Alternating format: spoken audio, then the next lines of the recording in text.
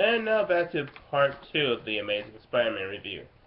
When we last left off, Peter had learned, uh, found a case containing files belonging to his dead father, and later discovered that a man named Dr. Curtis Connor was a good friend of his father, and works at the multi-billion-dollar company Oscorp, uh, and he has an opportunity to meet this guy and learn more about him while they're holding a tour for interns. He then heads over to Oscorp to meet Dr. Connors, but unfortunately the acceptance for internship time limit has expired. So he goes to the desk and takes the tag of a Senor Eduardo, which leads to a admittedly funny bit where the real Eduardo being dragged away from the building. Now, there are some people who didn't like this and think this makes Peter a douche, but I disagree. Him taking the guy's tag is just part of the lesson on selfishness versus responsibility. And we can forgive him knowing that it's born from his desire to learn more about what happened to his parents. And this will lead to the fact that Spider-Man will break lesser rules or laws for the greater good. And I like this way it sets that up. And I honestly gotta ask, would you not go to any lengths if you had missing parents and had an opportunity to learn whatever you can about them? And yes, I am aware that I keep going back to what people's criticism versus the actual story in this review, but trust me, I'm trying to make a point here.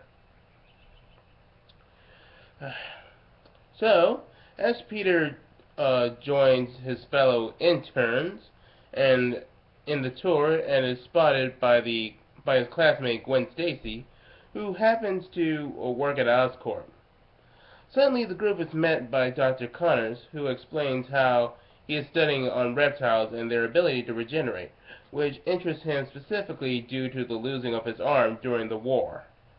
Connor asks the interns how this could be carried out, to which Peter replies cross-species genetics, which is mixing human DNA with an animal's.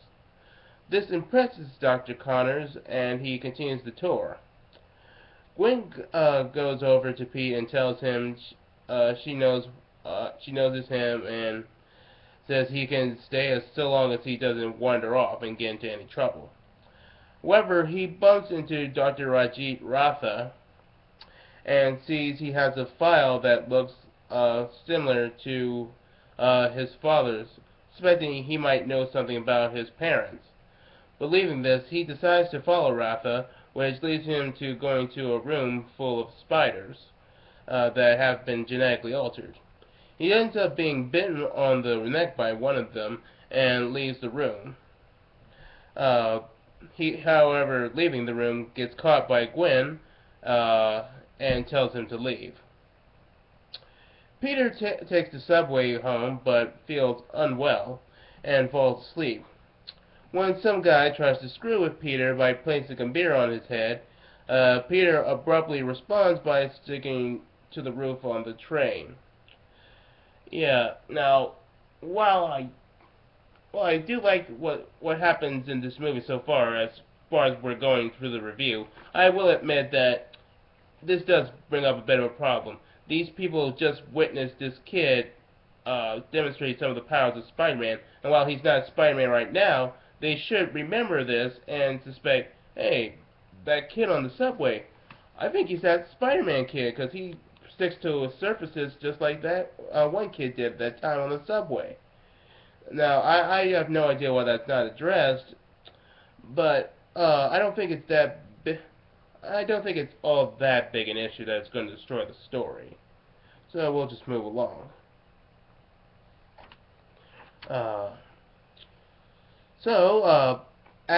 So Peter, accidentally using his newfound superhuman reflexes, he ends up beating the people who was messing with him, and not too long after, Peter realizes that he's been bitten by a spider, and it is giving him the same powers of one.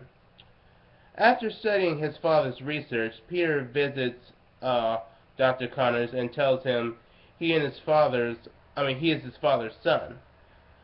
And Dr. Connor apologizes for not offering his emotional support to his family's loss due to also losing a partner, which is Richard Parker, Peter Parker's father, as well as losing the chance to have a complete version of the formula that would have given him his arm back. Peter says, however, he has the final decay rate algorithm needed to complete the experiment, and Connors tells him to come over to Oscorp so they could test and see what it works. Later at Oscorp, Rafa tells Connors that he needs to finish the formula soon because the owner, Norman Osborn, is dying and needs a cure. Back at high school, Flash and some of the kids are playing basketball, and the girl who is painting a banner gets hit. Witnessing Flash is acting like a typical bully, Peter decides to use his powers to humble Flash. In a very hilarious way, no less. But Peter overdoes it and breaks the glass, leading to the school calling his uncle about the situation, and Peter being assigned to community service for the school. After a lecture about how to better deal with bullies, Uncle Ben asks Peter to pick up Aunt May, since he has to work. He also tells Gwen that Peter thinks she's pretty and has pictures of him on his computer. This leads to the building of the romance between the two, which I'll touch on later. And I will be touching on that on the third part of the Amazing Spider-Man review.